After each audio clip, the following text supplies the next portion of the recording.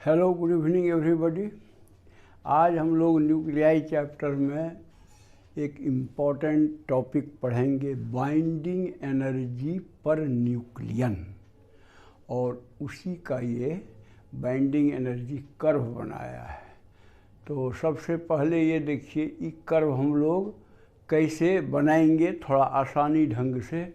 तो देखिए, dotted line का देखिए स्क्वायर बना हुआ है, 1 2 3 4 5 इधर, 1 2 3 4 5। तो कर्व बनाने के पहले ही आप ये इसी तरह का फ्रेम वो डॉटेड लाइन का पहले बना दीजिएगा और सब वैल्यू लिख दीजिएगा। इधर है EBN, मतलब energy per nucleon, binding energy per nucleon इन मेगा इलेक्ट्रॉन वोल्ट, 0 2 4 6 8 10। और इधर है आपको मास नंबर। तो मास नंबर जो है वो आपको 0 50 100 150 200 and 250। A means mass number. तो देखिए, ये बाइंडिंग एनर्जी पर न्यूक्लियन क्या है। तो जितना बाइंडिंग एनर्जी होगा न्यूक्लियस का, उसका जो है मास नंबर से आप डिवाइड कर दीजिए, तो बाइंडिंग एनर्जी पर न्यूक्लियन आ जाएगा। तो बाइंडिंग एनर्जी तो हम लोग पढ़े इसके पहले वाले वीडियो में, EB और A है मास नंबर से डिवाइड कीजिएगा तो हो जाएगा EBN, माने बाइंडिंग एनर्जी पर न्यूक्लियन।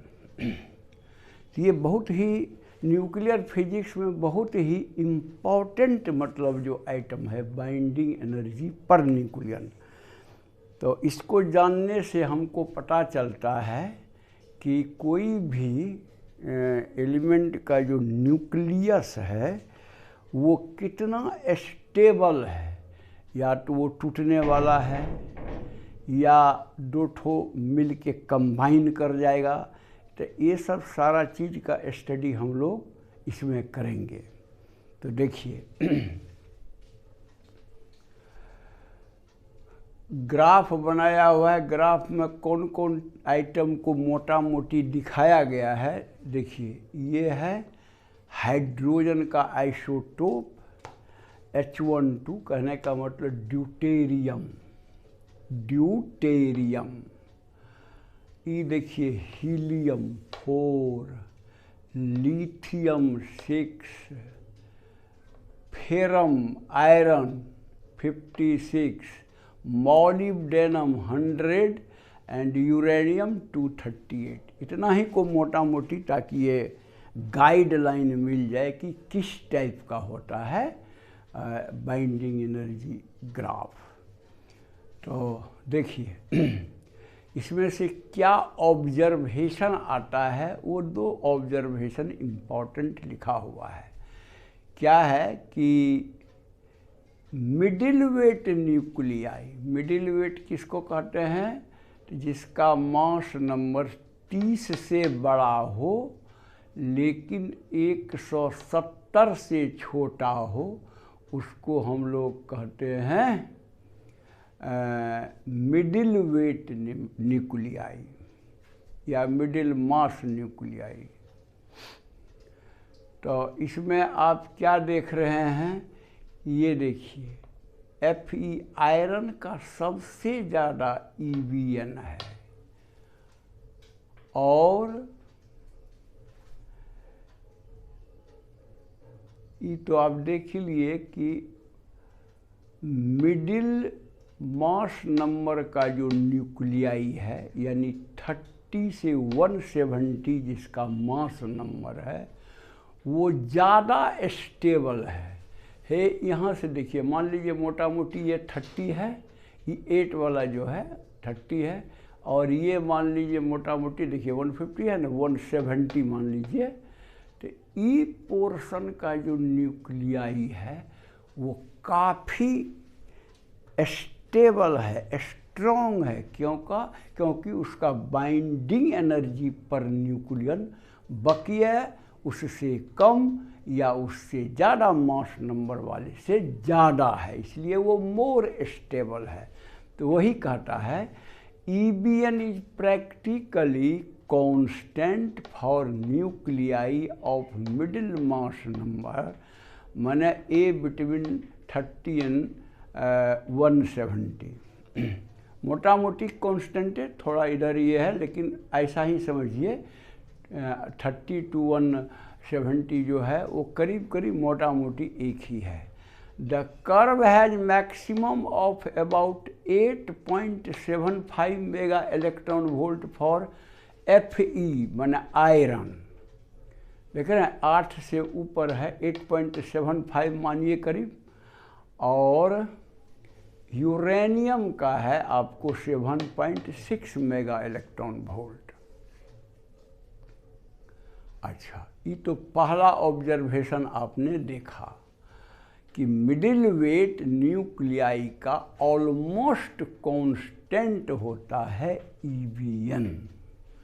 अच्छा, दूसरा है EBN is lower for both A less than 30 and A greater than 170। तो ग्राफ से ही पता चलता है ना कि 30 से कम वाले का देखिए ये EBN कम है, और 170 से ज़्यादा वाले का भी EBN कम है। ग्राफ झुक गया है यूरेनियम सब साइड में जाके।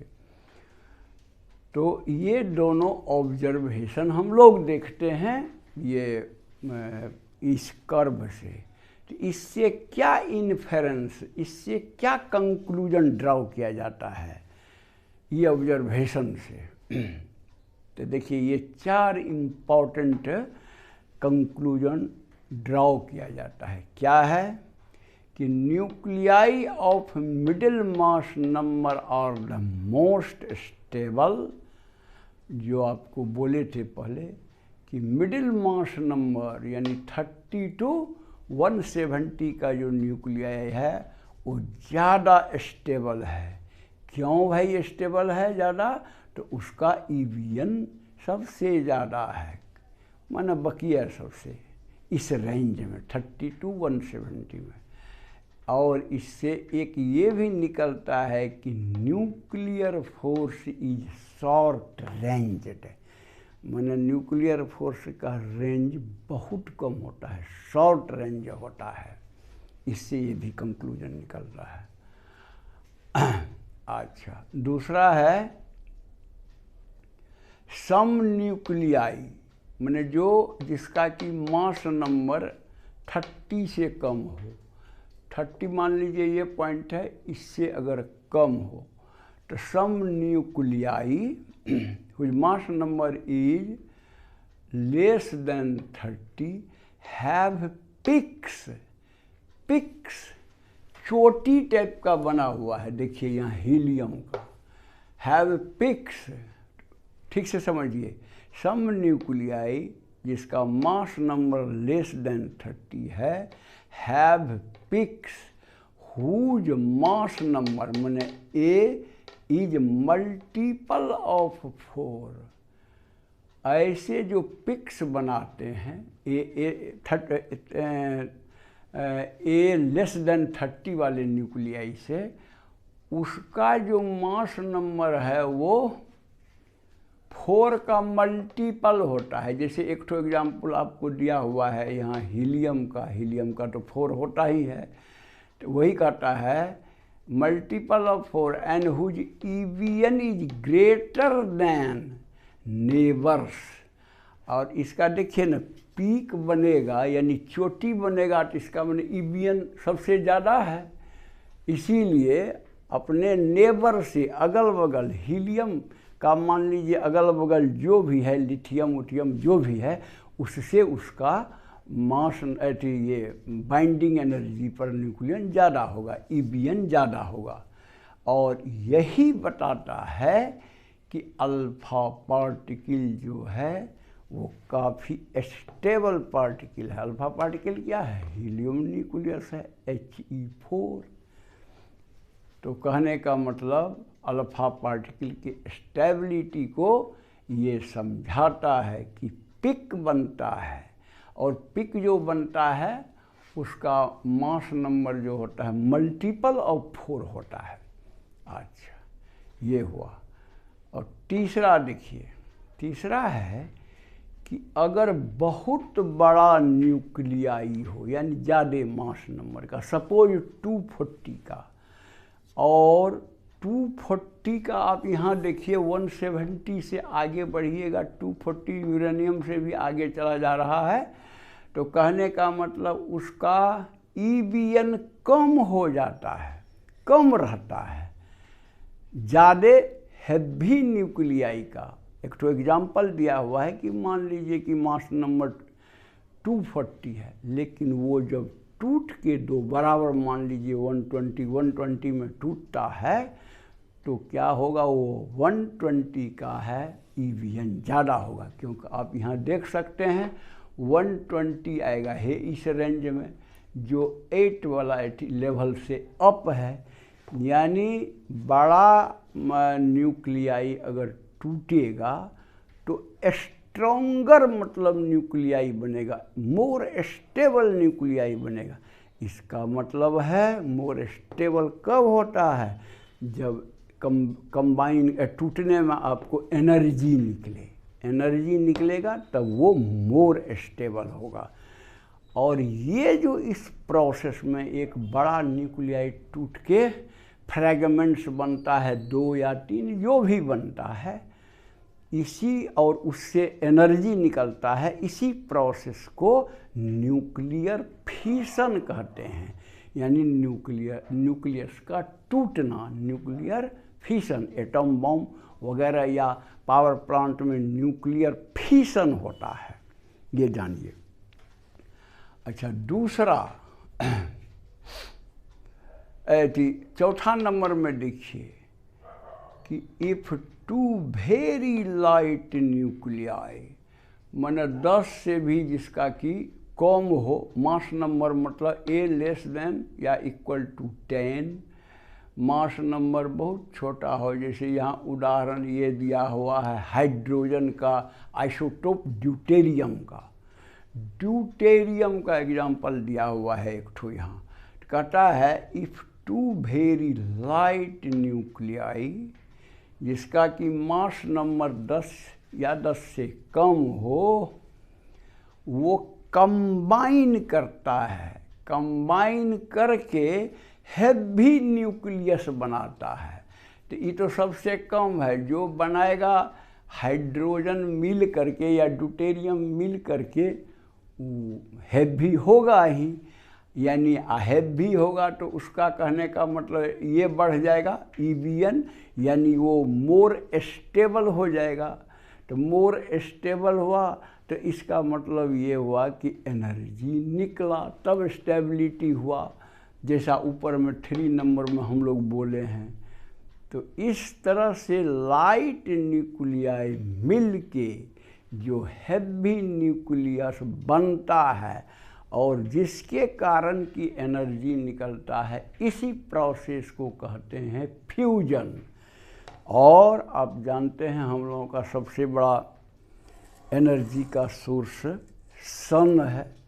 सन में क्या होता है, फ्यूजन ही होते रहता है। हाइड्रोजन का जो है न्यूक्लियस मिल करके आपको हीलियम न्यूक्लियस बनाता है, heavier nucleus, stable nucleus hydrogen से। तो वह क्या होता है कि एनर्जी रिलीज होता है और हम लोगों को हीट, लाइट, एवरीथिंग मिलता है वही। तो वो फ्यूजन होता है वहाँ पर, तो इसी को कहते हैं। और एक बात ये भी है, ये लास्ट लाइन देखिए कि ये ड्यूटेरियम के बारे में कहता है कि इसका जो है करीब EBN है 1.1 mega electron volt for H2, 2 ऊपर वाला है माने मास नंबर, यानी यही deuterium.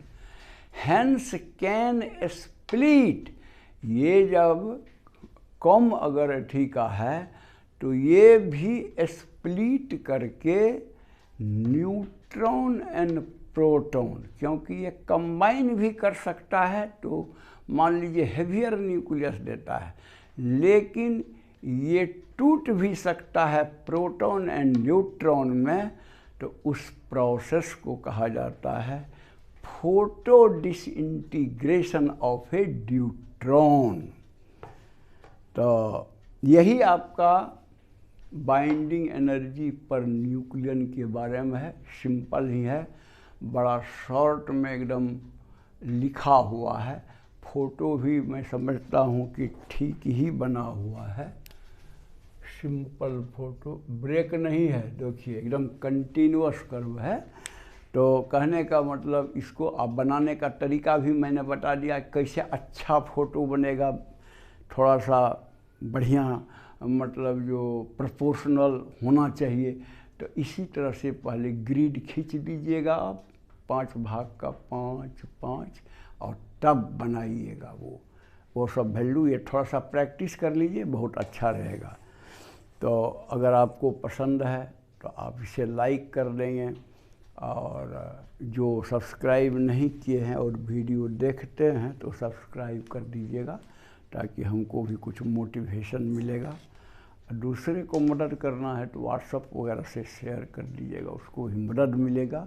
That's all, thank you.